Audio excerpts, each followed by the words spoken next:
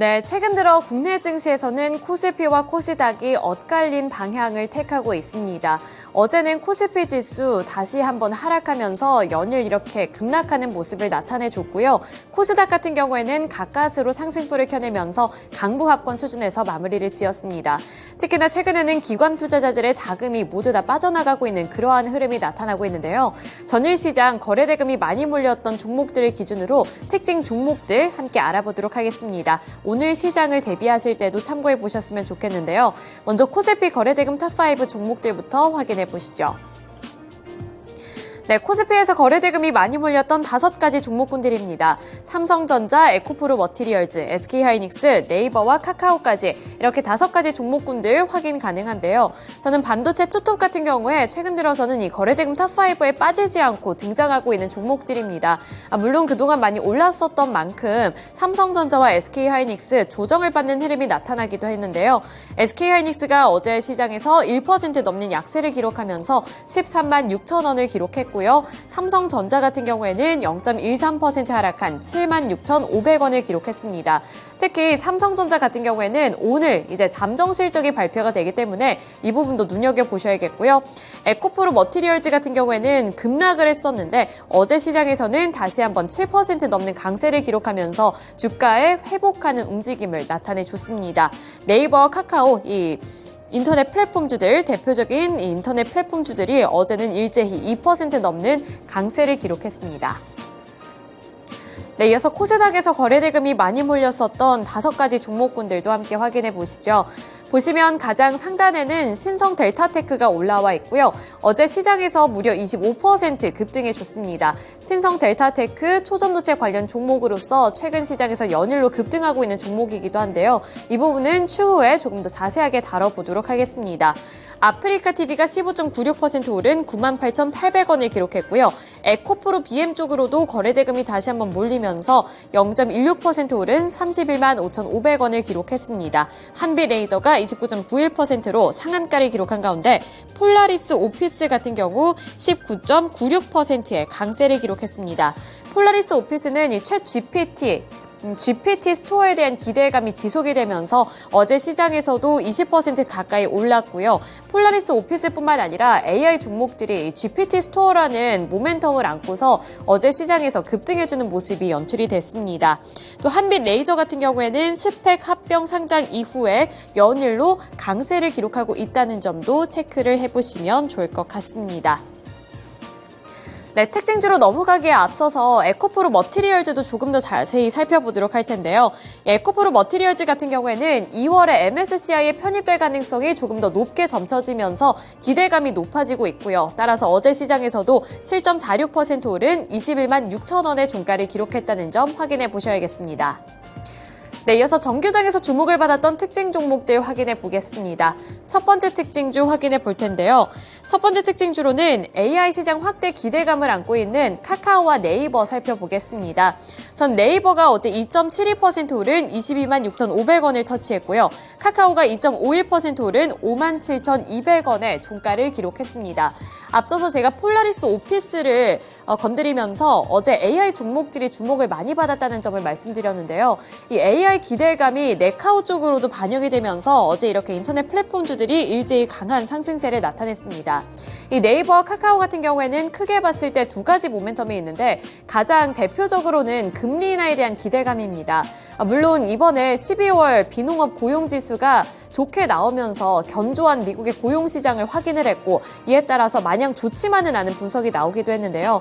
연준의 금리 인하 시점이 늦춰질 수 있다는 점은 부담으로 작용이 됐지만 전체적으로 큰 틀에서 봤을 때는 이 금리의 방향이 어쨌든 금리 인하 쪽으로 가고 있다는 점에 네이버와 카카오 같은 인터넷 플랫폼주들은 조금 더 민감하게 반응하는 모습이었습니다.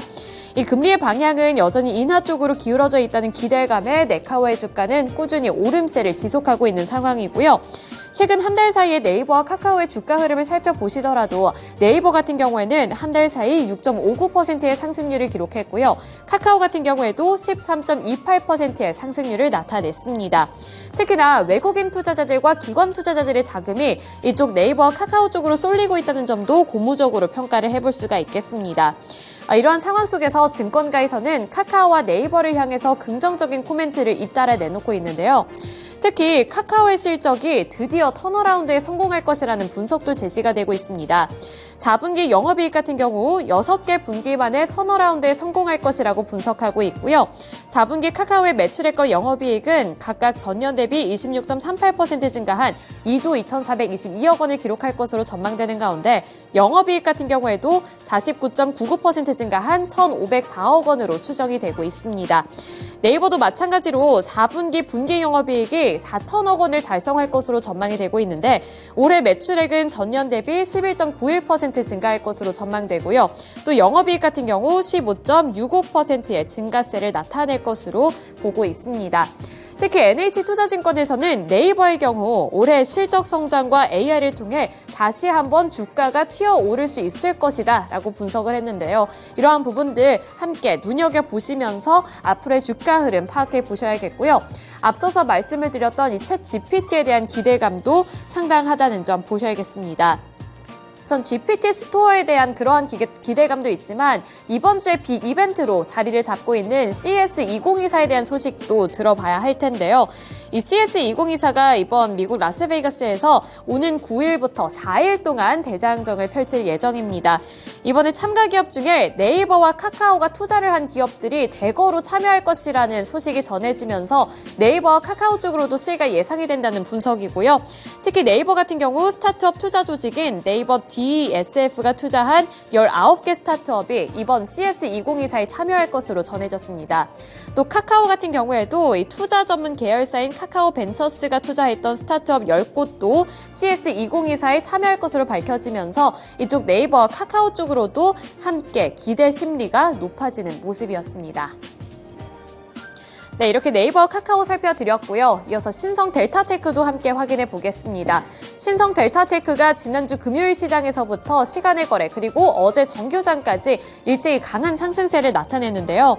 지난해 7월 시장을 떠들썩하게 만들었었던 이 퀀텀 에너지연구소 이석배 대표가 오늘 오후 4시 연세대학교 양자산업융합 선도단인 QILI 비전 선포식에 참석했다는 소식에 이 관련 종목들이 어제 기대감에 일제히 강세를 기록했습니다.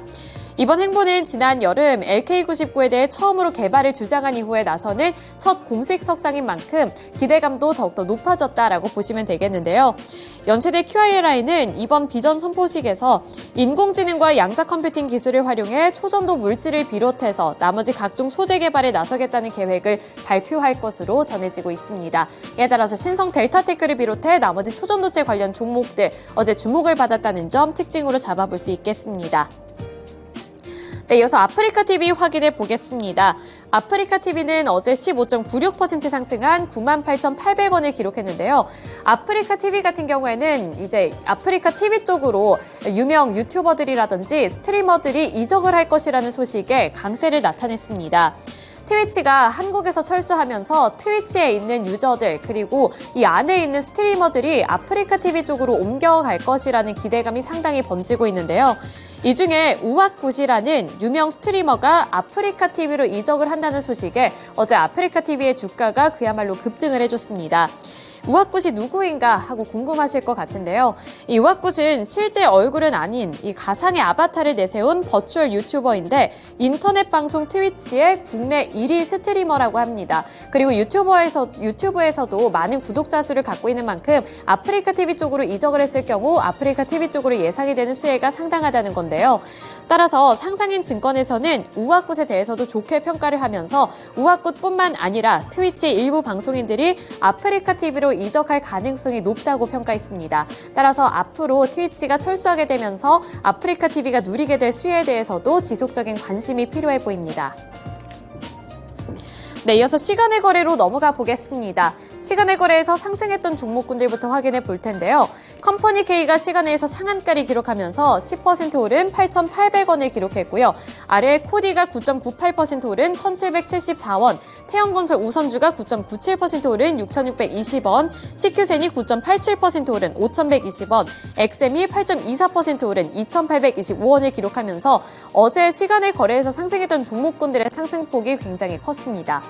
이어서 하락했던 종목군들도 확인해 보시죠. 솔루스 첨단 소재가 시간에서 6% 넘는 급락세를 연출하면서 5,700원까지 밀려 내려 앉았고요. 그린 리소스가 2.71%, 베셀이 2.41%, 나무기술이 2.38%, 동신건설이 2.3% 하락하며 마무리 지었습니다. 네, 이렇게 상승했던 종목들과 하락했던 종목군들 봤는데요. 이어서 시간의 거래에서 주목을 받았던 특징 종목들도 조금 더 세부적으로 알아보겠습니다. 먼저 태영건설 우선주를 확인해 볼 텐데요. 이 태영건설은 워크아웃과 관련해서 끊임없는 논란에 시달렸습니다. 그런데 이 워크아웃 과정에서 청신호가 밝혀졌다는 분석과 함께 어제 시간의 거래에서는 태영건설 우선주가 이렇게 상한가를 기록해내는 모습이었는데요. 워크아웃 개시 가능성이 높아졌습니다. 이 태영건설이 워크아웃에 대해서 추가 자구안을 제출했다고 밝히면서 기대도 함께 높아진 건데요. 태영그룹은 태영인더스트리 매각 자금을 전액 지원을 하고 에코비트 매각 대금 지원과 블루원 지분 담보 제공 및 매각 추진, 평택사이로 지분 담보 제공을 골자로 하는 추가 자구안을 제출을 했는데 한 언론 그룹에서는 이 태영그룹이 당국과 채권단의 안을 수용하면서 워크아웃이 개시될 가능성이 높아졌다고 보도했습니다. 이러한 부분들이 투자 심리를 개선시키면서 어제 시간의 거래에서 이 9.97%의 상승률을 가져갔다는 점 체크해 보셔야겠습니다. 네, 이어서 다음 종목 확인해 보겠습니다. 다음 종목으로는 AI 관련 종목들 확인해 볼 텐데요. 컴퍼니 K가 꽉 채운 10% 상한가를 기록했고요. CQ센이 9.87%, 엑셈이 8.24% 상승했습니다. AI 관련 종목들이 이렇게 강세를 나타낼 수 있었던 것은 오픈 AI가 GPT 스토어를 출시를 한다라는 기대감 덕분이었는데요. 다음 주에 이제 GPT 스토어가 출시될 것으로 예정이 되고 있습니다. GPT 스토어에서는 이제 오픈 AI 대규모 언어 모델인 GPT 기반 AI 챗봇 서비스를 자유롭게 사고 팔 수 있게 되는데요. IT 업계에서는 GPT 스토어가 결국 AI 상용화를 넓힐 수 있는 가장 큰 계기가 될 것으로 보고 있습니다. 전문 개발자뿐만 아니라 이제는 아마추어까지 AI 챗봇 서비스를 개발을 해서 거래할 수 있게 되기 때문에 이렇게 된다면 사실 상당한 기대 효과를 누릴 수 있다는 거죠. 시장이 확대될 것이라는 기대감과 함께 이렇게 AI 관련 종목들, 특히나 GPT 관련 종목들이 어제 시간의 거래에서도 추가적인 상승률을 가져갔습니다. 네, 이렇게 특징 종목들까지 함께 알아봤습니다. 시간의 거래 그리고 정규장에서 주목을 받았던 특징 종목들 함께 알아봤는데요. 이어서 미국 증시에서는 어떠한 특징 종목들이 주목을 받았을지 함께 알아보시죠.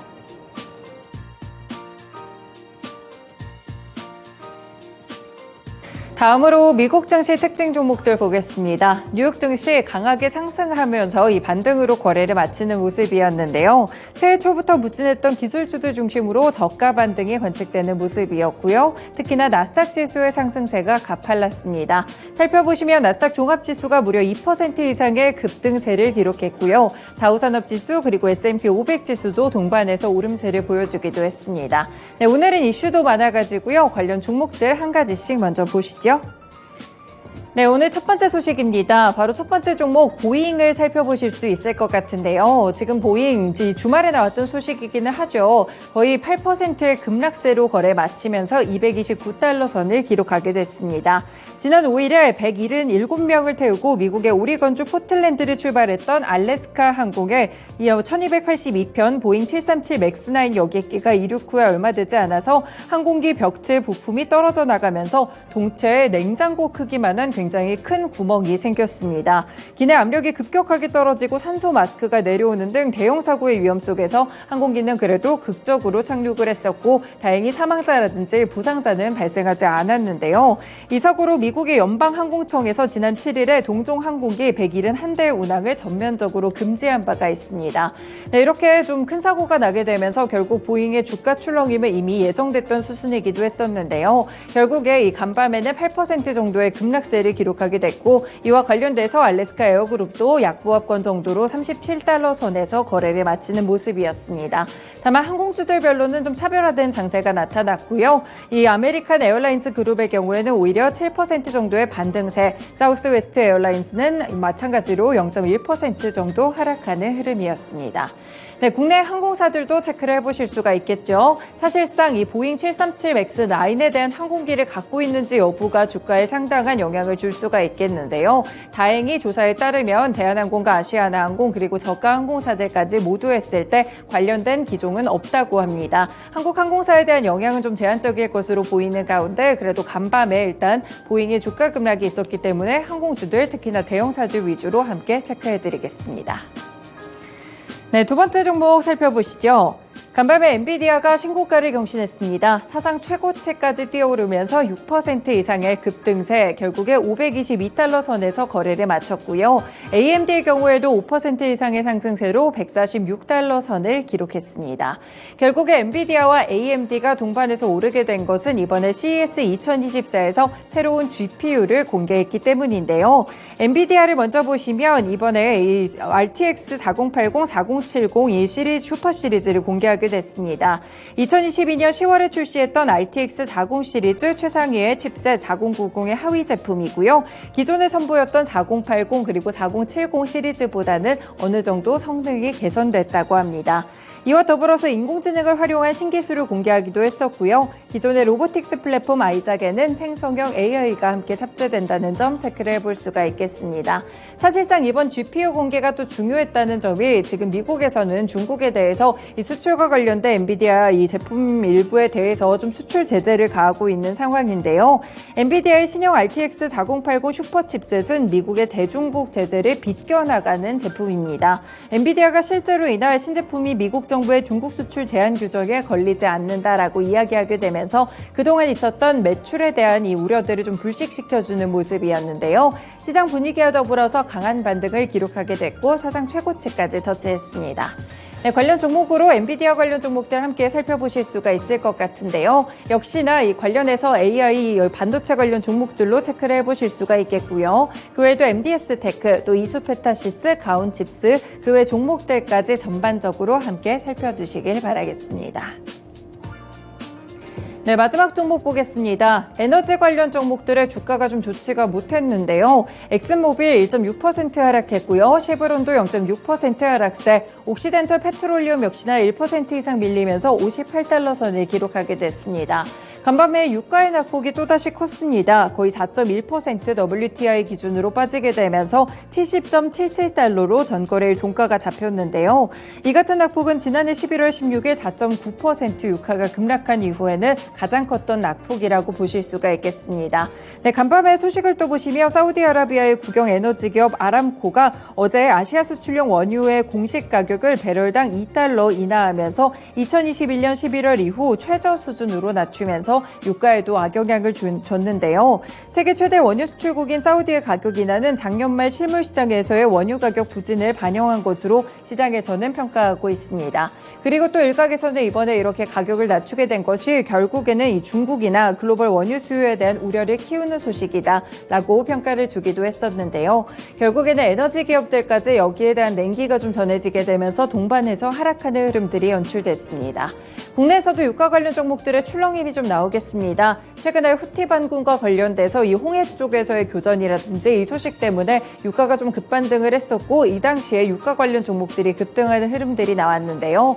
다만 이렇게 다시 한번 WTI 기준으로 낙폭이 상당히 관측이 됐기 때문에 국내 시장에서도 출렁임이 예상되고 있습니다. 관련 종목들 어제도 흐름이 그렇게 좋지는 않고 부진한 흐름이었는데요. 오늘까지 추가적인 하락세를 이어가게 될지 여기도 함께 주목해 보시길 바라겠습니다.